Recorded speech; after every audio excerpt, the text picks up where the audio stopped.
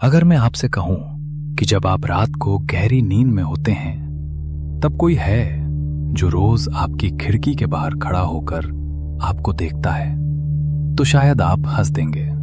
आप कहेंगे कि ये बस वहम है, दिन भर की थकान है, या फिर सोने से पहले देखी गई किसी डरावनी फिल्म का असर। हमारा दिमाग तार्किक है, वो हर उस चीज को नकार देता है जो उसकी समझ से परे हो। हम खुद को समझाते हैं कि पर्दे के हिलने की वजह हवा है और फर्श के चरमराने की वजह लकड़ी का पुराना होना है। लेकिन जरा सोचिए, अगर वही एहसास हर रात ठीक एक ही समय पर बिना एक भी सेकंड की गलती के लौटे, तो क्या आप अब भी उसे वहम कह पाएंगे? क्या विज्ञान का कोई नियम ये समझा सकता है कि रोंगटे खड़े होने का वो समय हमेशा 2:17 ही क्यों होता है? डर अंधेरे का नहीं होता, डर इस बात का होता है कि उस अंधेरे में आप अकेले नहीं हैं। आशा भी यही मानती थी कि डर सिर्फ दिमाग का खेल है, पर आशा ये नहीं जानती थी कि कभी कभी खेल दिमाग का नहीं बल्कि उस जगह का होता है जहां हम सांस ले रहे होते हैं। आशा के लिए दिल्ली महज एक शहर नहीं था, ये एक युद्ध का मैदान था जिसे उसे जीतना था। उत्तर प्रदेश के भदोही जिले के एक छोटे से गांव की रहने वाली वो लड़की, जिसकी आंखों में सिविल सेवा की तैयारी का जुनून था, जब पहली बार पुरानी दिल्ली के स्टेशन पर उतरी तो उसे लगा जैसे उसने किसी दूसरी दुनिया में कदम रख दिया है। गांव की रातें खूब अंधेरी होती थी, जहां सन्नाटा इतना गहरा होता था कि आप अपनी धड़कनें सुन सकें। वहां डर का मतलब सीधा था, खेतों में कोई जंगली जानवर या आंधी तूफान। लेकिन दिल्ली का डर अलग था। यहां रातें कभी सोती नहीं थी। स्ट्रीट लाइट्स की पीली नारंगी रोशनी खिड़कियों से छनकर आती थी और सड़कों पर गाड़ियों का कभी न खत्म होने वाला शोर एक अजीब सी सुरक्षा का झूठ परोसता था। अपने सीमित बजट और किताबों के भारी बस्ते के साथ आशा ने मजनू का टीला के पास एक पुरानी इमारत में कमरा ढूंढा। ये इलाका अपने आप में एक भूल भुलैया था। संकरी गलियां जहां धूप भी रास्ता पूछ कर आती थीं, हवा में तिब्बती खाने की महक, अगरबत्तियों की खुशबू और यमुना नदी की नमी मिली हुई थी। दलाल उसे एक पुरानी ईंटों वाली इमारत की तीसरी मंजिल पर ले गया। देखो मैडम, कमरा हवादार है, बस थोड़ा पुराना है, दलाल ने पान चबाते हुए कहा था। कमरा वास्तव में छोटा था, लेकिन उसकी अपनी एक दुनिया थी।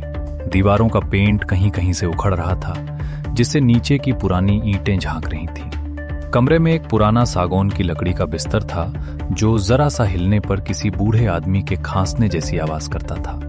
एक मेज थी जिस पर आशा ने अपनी एनसीईआरटी की किताबों का पहाड़ खड़ा कर दिया था, और एक लोहे की अलमारी थी जिसकी पॉलिश अब फीकी पड़ चुकी थी। लेकिन उस कमरे की सबसे खास चीज, और शायद सबसे मनहूस चीज, वो खिड़की थी।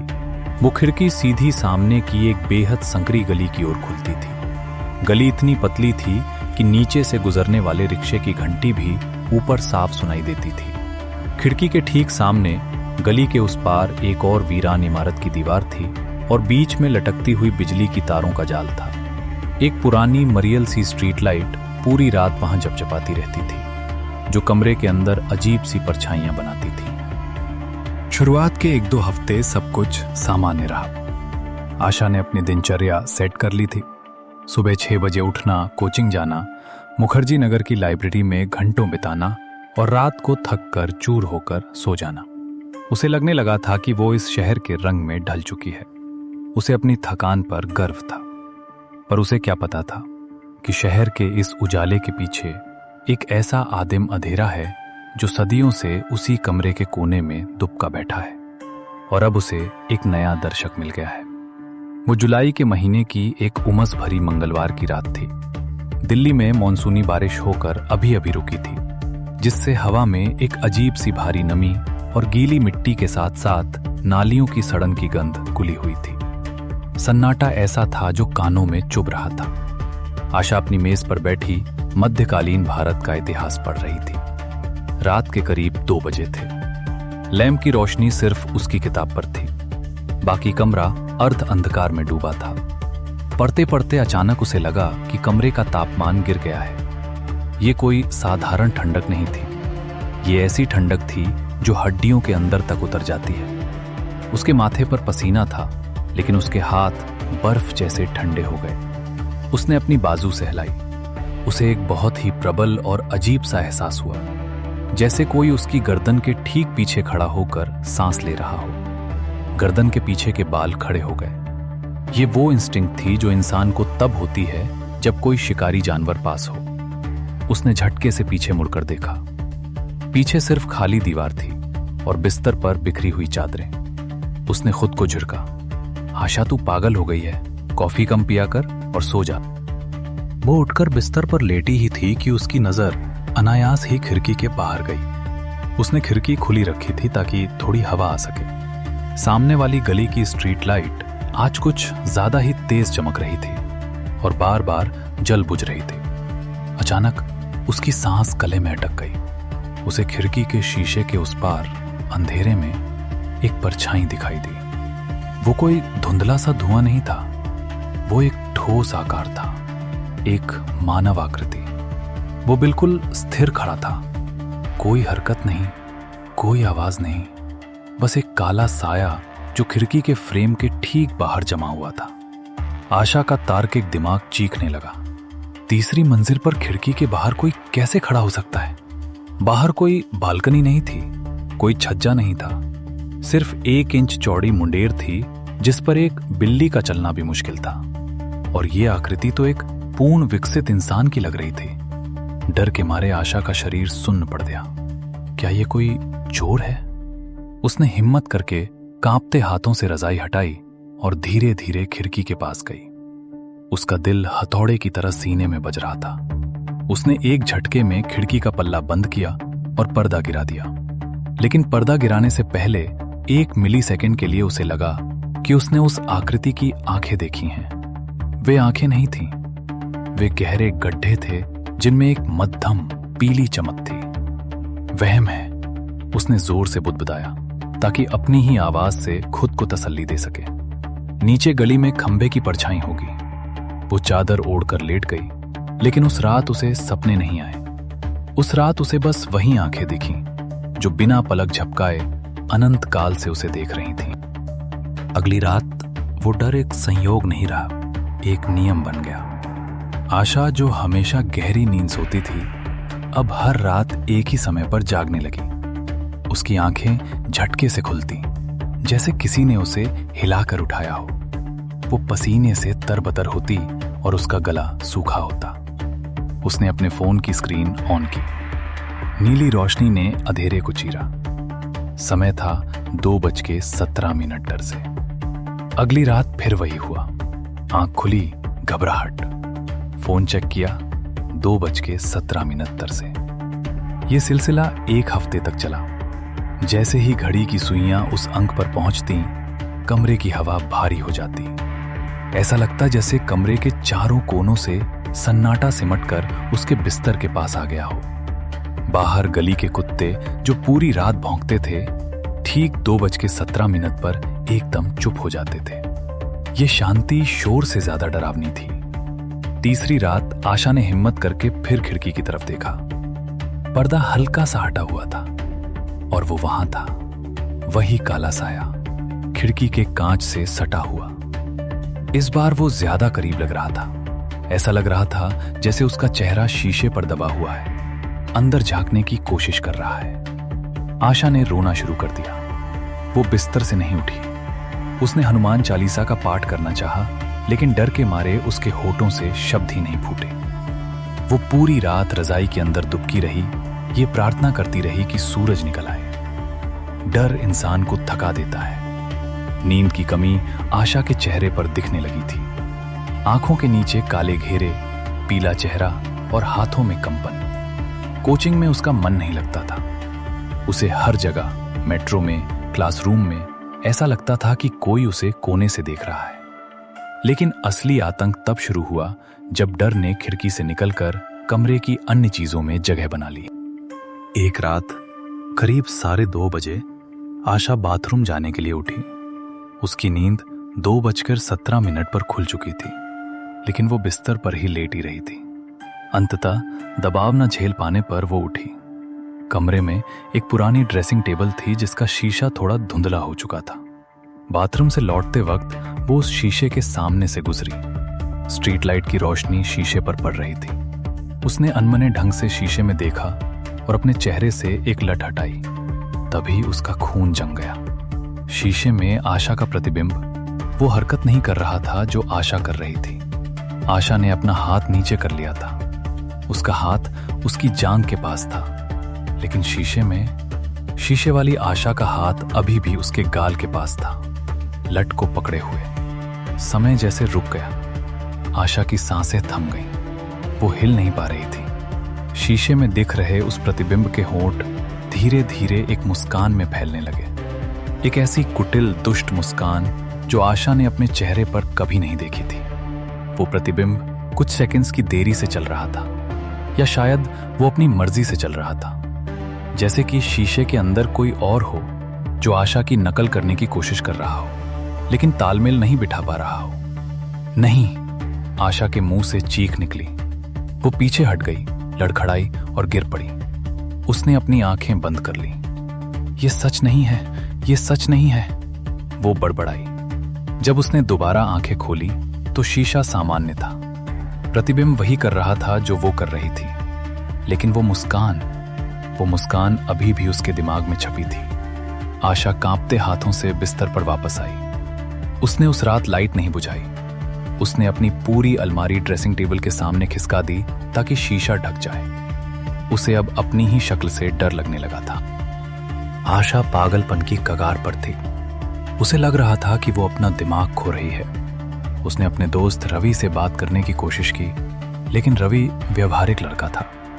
तू बहुत स्ट्रेस ले रही है आशा, तुझे ब्रेक की जरूरत है। विटामिन की गोलियां ले और सो जा, रवि ने फोन पर कहा था। किसी को यकीन नहीं था, और यही सबसे बड़ा श्राप था। वो रात जो आशा की जिंदगी की आखिरी सामान्य रात होने वाली थी, 14 अगस्त की रात थी, स्वतंत्रता दिवस से पहले की रात।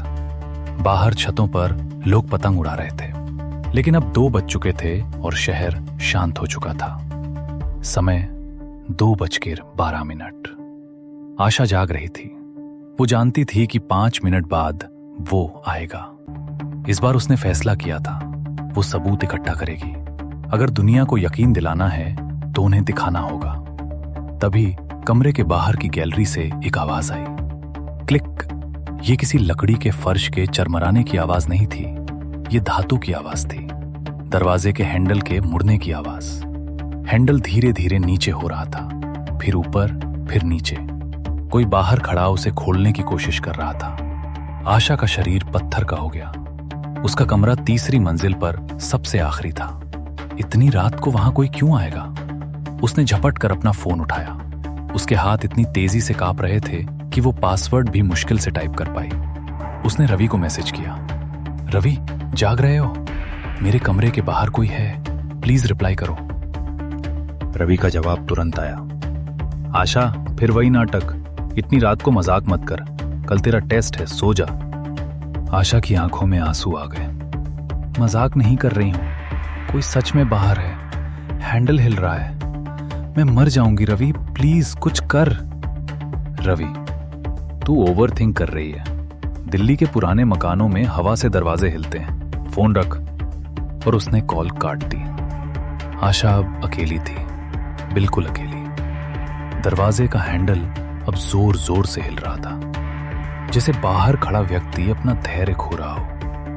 खट खट खट। आशा ने सोचा, शायद कोई लाइव हो जो मेरी मदद कर सके। उसने अपना लैपटॉप खोला। उसकी स्क्रीन की नीली रोशनी ने कमरे के खौफनाक माहौल को और भी डरावना बना दिया। उसने इंस्टाग्राम खोला और लाइव बटन दबाया। रात के इस पहर में भी कुछ दर्जन लोग जुड़ गए। इंटरनेट की दुनिया कभी नहीं सोती। हेलो, मेरा नाम आशा है, उसने फुसफुसाते हुए कैमरे में कहा। उसका चेहरा भूतू जैसा सफेद पड़ चुका था। मैं मजनू का टीला में रहती हूँ, प्लीज मेरी मदद करो। मेरे कमरे के बाहर कोई है और मेरी खिड़की पर भी कोई है। लाइव चैट में कमेंट्स की बाढ़ आ गई। ये क्या ड्रामा है? दीदी, हॉरर मूवी कम देखा करो। रुको, इसकी आंखों में देखो, ये सच में डरी हुई है। दरवाजा लॉक करो, फर्नीचर लगाओ, पुलिस को बुलाओ अभी। आशा ने अपना मोबाइल उठाया और 100 नंबर डायल किया। Call failed. उसने देखा नेटवर्क गायब थे, नो सर्विस, सिग्नल नहीं आ रहे। वो कैमरे के सामने रो पड़ी। मैं क्या करूं, वो अंदर आ जाएगा। तभी लैपटॉप की स्क्रीन फ्लिकर करने लगी, कमेंट्स रुक गए, वीडियो बफर होने लगा। आशा को याद आया कि उसका वाईफाई बिल नहीं भरा गया था, लेकिन मोबाइल डेटा तो था। नहीं, सिग्नल जा चुके थे। नहीं नहीं, अभी नहीं, वो चिल्लाई। अचानक उसका फोन बंद हो गया। बैटरी? पर बैटरी तो 60% थी। तकनीक ने उसका साथ छोड़ दिया था। वो अब उस कमरे में सिर्फ अपने डर के साथ कैद थी। अचानक सन्नाटे को चीरते हुए एक आवाज आई। ये दरवाजे के हैंडल की आवाज नहीं थी, ये लॉक के अंदर चाबी घूमने की आवाज थी। धातु से धातु टकराने की वो तीखी आवाज आशा के कानों में पिघले हुए शीशे की तरह उतरी। किसके पास चाबी हो सकती है? मकान मालिक या वो चीज? दरवाजा धीरे धीरे एक दर्दनाक चरमराहट के साथ खुला। आशा एक कोने में सिमट गई। उसने अपने घुटने छाती से लगा लिए। उसकी चीख उसके गले में ही फंस गई थी। वो मौत का इंतजार कर रही थी। दरवाजा पूरा खुल गया। सामने अंधेरी गैलरी थी और वहां कोई नहीं था। पीली ट्यूबलाइट की रोशनी में गैलरी बिल्कुल खाली और वीरान दिख रही थी। फर्श पर धूल की परत थी, जिस पर किसी के पैरों के निशान नहीं थे। आशा करीब 10 मिनट तक वहीं जड़वत मूर्ति बनी खड़ी रही। उसकी सांसें तेज चल रही थीं।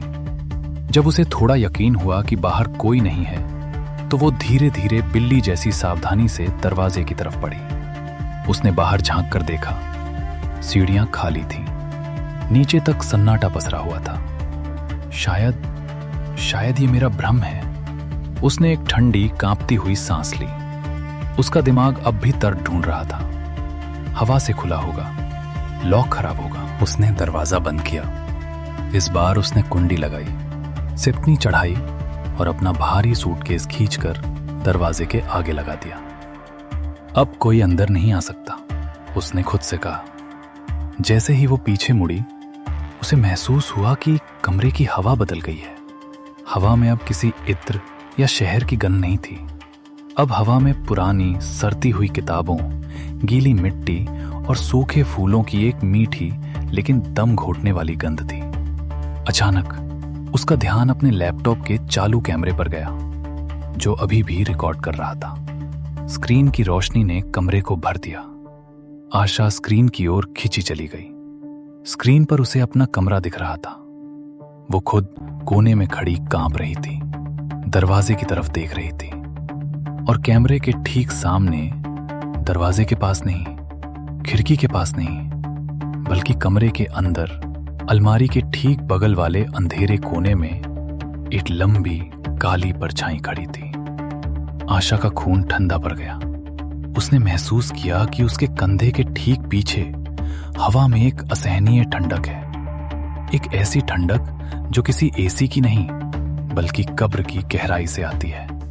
लैपटॉप के स्पीकर से वो फटी हुई अमानवीय आवाज फिर गूंजी, लेकिन इस बार वो किसी इलेक्ट्रॉनिक डिवाइस से नहीं, बल्कि सीधे आशा के दिमाग के अंदर गूंज रही थी। मैं हमेशा से यहीं था आशा। आशा ने झक्के से पीछे मुड़कर देखा। वहां कोई नहीं था, लेकिन कमरे के कोने में जहां पुरानी रद्दी अखबारों का ढेर लगा था, वहां हवा में एक कालापन घनीभूत हो रहा था। वो परछाई जो अब तक खिड़की के बाहर दिखती थी, अब कमरे के बीचों बीच खड़ी थी। उसका आकार बढ़ता जा रहा था, छत को छूता हुआ। आशा चीखना चाहती थी, भागना चाहती थी, लेकिन उसके पैर जमीन में गड़ गए थे। उसने खुद ही दरवाजे पर सूटकेस लगाकर अपना रास्ता बंद कर लिया था। वो काला साया धीरे धीरे हिला। उसकी लंबी धंधली बाहें बड़ी हुई। उस साये के हाथ में कुछ चमक रहा था, एक माचिस की डिब्बी। वही माचिस जो आशा मोमबत्ती जलाने के लिए इस्तेमाल करती थी। नहीं, आशा बुदबुदाई। उसके गले से आवाज मुश्किल से निकल रही थी। तुम क्या कर रहे हो?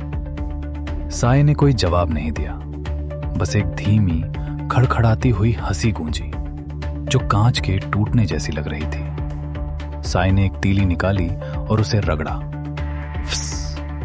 लाल रंग की एक छोटी सी लौ अंधेरे में जल उठी। साय ने उस जलती हुई तीली को धीरे से खिड़की के उस पुराने धूल भरे पर्दे के पास ले जाकर छुआ दिया। सालों पुरानी धूल और सूखे कपड़े ने तुरंत आग पकड़ ली। देखते ही देखते आग की लपटें खिड़की से ऊपर उठने लगीं। आशा पागलों की तरह दरवाजे की तरफ भागी। वो सूटकेस को खींचने लगी, कुंडी खोलने की कोशिश करने लगी, लेकिन डर के मारे उसके हाथ इतने कांप रहे थे कि सिटकनी हिल ही नहीं रही थी।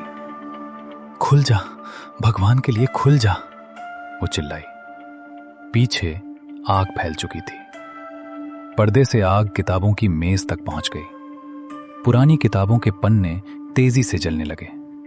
कमरा धुएं से भरने लगा। गर्मी असहनीय हो गई। आशा ने मुड़कर देखा। वो साया अब आग की लपटों के बीच खड़ा था। अग्नि की रोशनी में उसका रूप और भी विकराल और भयानक लग रहा था। वो अब धुंधला नहीं था, वो आग का ही एक हिस्सा लग रहा था। अब हम हमेशा साथ रहेंगे। उस साये की आवाज आग की लपटों की गड़गड़ाहट के ऊपर सुनाई दी। इस उजाले में कोई अंधेरा नहीं बचेगा। धुआं आशा के फेफड़ों में भर गया। उसे खांसी आने लगी। उसकी आंखों के सामने अंधेरा छाने लगा। वो दरवाजे के पास ही गिर पड़ी। आखिरी चीज जो उसने देखी वो थी उसका लैपटॉप जो मेज पर जल रहा था, और वो साया जो आग के बीच खड़ा होकर उसकी ओर देखकर मुस्कुरा रहा था। फिर सब कुछ काला हो गया। आग बुझाने में फायर ब्रिगेड को 2 घंटे लगे। पुरानी इमारत होने के कारण आग तेजी से फैली थी, लेकिन गनीमत थी कि सिर्फ तीसरी मंजिल का वो कोना ही पूरी तरह जला था। जब धुआं छटा और पुलिस अंदर दाखिल हुई तो उन्हें दरवाजे के पास आशा का झुलसा हुआ शरीर मिला। दरवाजा अंदर से बुरी तरह बंद था। यह साफ था कि वो भागने की कोशिश कर रही थी, लेकिन कामयाब नहीं हो पाई। शुरुआती जांच में इसे शॉर्ट सर्किट या मोमबत्ती से लगी आग माना गया। एक दुखद हादसा, एक होनहार छात्रा की दर्दनाक मौत। लेकिन कहानी में मोड़ तब आया जब फॉरेंसिक टीम ने जले हुए मलबे से आशा का लैपटॉप बरामद किया। वो बुरी तरह क्षतिग्रस्त हो चुका था, लेकिन उसकी हार्ड ड्राइव का एक हिस्सा किसी चमत्कार की तरह बच गया था। साइबर सेल के विशेषज्ञों ने हफ्तों की मेहनत के बाद उस ड्राइव से कुछ डेटा रिकवर किया। उसमें एक वीडियो फाइल थी, वही लाइव रिकॉर्डिंग जो उस रात चल रही थी। पुलिस कमिश्नर और जांच अधिकारी ने जब वो वीडियो देखा तो उनके पैरों तले जमीन खिसक गई। वो वीडियो किसी भूत प्रेत का सबूत नहीं था, वो इंसान के दिमाग की सबसे गहरी और डरावनी खाइयों का सबूत था। वीडियो में दिख रहा था कि आशा कमरे में अकेली है, वो डरी हुई है। फिर वीडियो में एक पल आता है जब आशा कैमरे से नजर हटाकर नीचे देखने लगती है। उसका शरीर एक अजीब तरीके से झटकता है। जब वो दोबारा सिर उठाती है तो उसका चेहरा बदल चुका होता है। वो डरी हुई आशा नहीं थी, उसकी आंखों में एक अजीब सी शून्यता थी और होंठों पर एक क्रूर कुटिल मुस्कान थी। वीडियो में वो दूसरी आशा उठती है। वो धीरे धीरे दरवाजे तक जाती है। वो खुद ही दरवाजे का हैंडल जोर जोर से हिलाती है और धातु की आवाजें निकालती है। फिर वो मुड़ती है और कैमरे की तरफ देखकर अपनी आवाज बदलकर एक भारी और फटी हुई आवाज में कहती है, मैं बाहर नहीं था, मैं हमेशा अंदर था। वीडियो का सबसे खौफनाक हिस्सा अंत में था। वो दूसरी आशा मेज से माचिस उठाती है। वो कैमरे के लेंस में सीधे देखते हुए एक तीली जलाती है और मुस्कुराते हुए उसे पर्दे में लगा देती है। फिर वो वापस अपनी जगह पर जाकर बैठ जाती है। कुछ सेकंड बाद उसका चेहरा फिर बदलता है। वो वापस वो डरी हुई, रोती हुई असली आशा बन जाती है, जो अचानक अपने चारों तरफ आग देखकर चीखने लगती है और दरवाजे की तरफ भागती है, जिसे उसने खुद ही अपने दूसरे रूप में बंद कर दिया था। मनोवैज्ञानिकों ने इसे dissociative identity disorder split personality का एक अत्यंत गंभीर और दुर्लभ मामला बताया। आशा जिस साए से डर रही थी जो रोज रात 2:17 पर उसे जगाता था, वो कोई और नहीं बल्कि उसके अपने अवचेतन मन का एक दूसरा हिंसक हिस्सा था। वो परछाई जो उसे खिड़की के बाहर दिखती थी, वो शीशे में उसका अपना ही प्रतिबिंब था, जिसे उसका बीमार दिमाग एक अलग अस्तित्व के रूप में देख रहा था। शहर के दबाव, अकेलेपन और पढ़ाई के तनाव ने उसके दिमाग को 2 हिस्सों में बांट दिया था। एक हिस्सा जो सिविल सर्वेंट बनना चाहता था और दूसरा हिस्सा जो उस दबाव को सहन नहीं कर पाया और खुद को ही नष्ट करने पर उतारू हो गया। फाइल बंद कर दी गई। दुनिया के लिए ये एक हादसा था, लेकिन जिन पुलिस वालों ने वो वीडियो देखा था वे आज भी रात को ठीक से सो नहीं पाते। उन्हें पता चल गया था कि सबसे डरावने राक्षस खिड़की के बाहर नहीं बल्कि हमारे अपने दिमाग के बंद दरवाजों के पीछे रहते हैं, और जब वे दरवाजे खुलते हैं तो वे सिर्फ देखते नहीं, वे जलाकर राख कर देते हैं।